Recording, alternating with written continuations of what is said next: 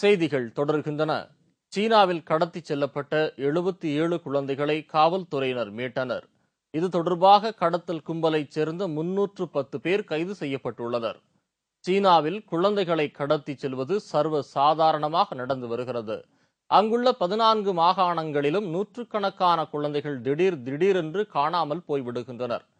குழந்தைகளை கடத்திச் சென்று விற்பனை செய்வது விசாரணையில் தெரியவந்தது.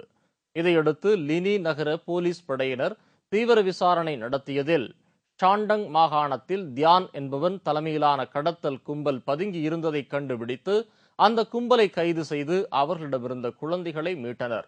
இதேபோல சீனாவில் உள்ள 14 மாகாணங்களிலும் கடத்திச் செல்லப்பட்ட 77 குழந்தைகளை போலீசார் தீவிர விசாரணையின் மூலம் மீட்டுள்ளனர். குழந்தைகள் கடத்தல் வழக்கு தொடர்பாக 310 பேரை போலீசார் கைது செய்துள்ளனர்.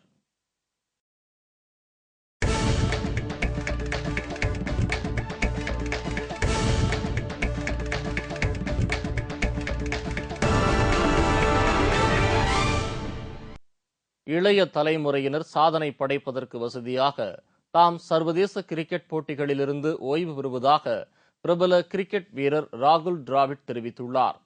பிரபல கிரிக்கெட் வீரரும் இந்திய கிரிக்கெட் அணியின் தடுப்புச் சுவர் என்று அழைக்கப்படுபவருமான ராகுல் டிராவிட் இந்திய அணியில் நீண்ட காலமாக விளையாடி பல்வேறு சாதனைகளை புரிந்துள்ளார்.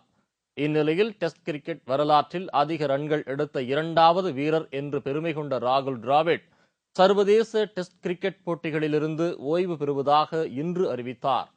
ராகுல் டிராவிட் சென்ற ஆண்டு ஒருநாள் போட்டிகளிலிருந்து அவர் ஓய்வு பெறுவதாக அறிவித்திருந்தது குறிப்பிடத்தக்கது. பெங்களூரில் செய்தியாளர்களை சந்தித்த அவர் தனது கிரிக்கெட் வரலாற்றில் இதுவரை எந்த மனக்குறையும் ஏற்பட்டதில்லை என்றும் மிகுந்த மன நிறைவுடன் சர்வதேச கிரிக்கெட் போட்டிகளிலிருந்து தாம் விடைபெறுவதாக தெரிவித்தார். அடுத்த தலைமுறை வீரர்கள் மிகுதியான அளவில் கிரிக்கெட் விளையாட்டில் சாதிக்க வேண்டும் என்று வலியுறுத்திய அவர் அவர்களுக்கு வழிவிடுவதற்காக தாம் ஓய்வு பெறுவதாகவும் டிராவிட் அப்போது குறிப்பிட்டார். I would like to announce my retirement from international and domestic first class cricket.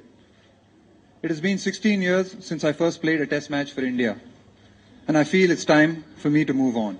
Dravidian ஓய்வு குறித்து கருத்து தெரிவித்துள்ள சச்சின் டெண்டுல்கர் இந்திய அணியில் டிராவிடின் இடத்தை வேறு எந்த வீரராலும் நிரப்ப முடியாது என்று குறிப்பிட்டுள்ளார்.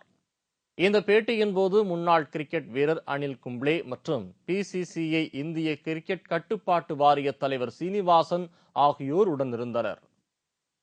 இத்துடன் செய்திகள் நிறைவடைந்தன. மீண்டும் செய்திகள் நாளை காலை 7 மணிக்கு. வணக்கம்.